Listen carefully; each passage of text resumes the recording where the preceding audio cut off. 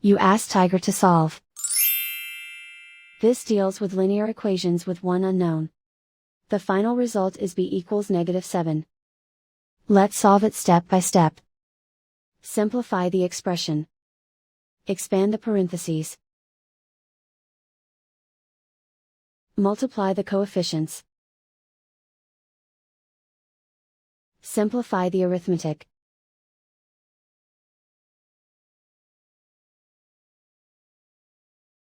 Group all b terms on the left side of the equation. Subtract 19b from both sides.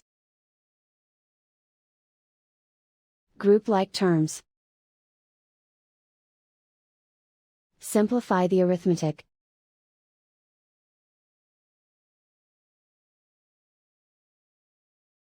Group all constants on the right side of the equation. Add 35 to both sides.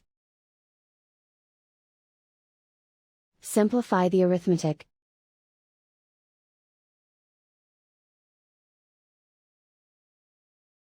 Isolate the b. Divide both sides by -5.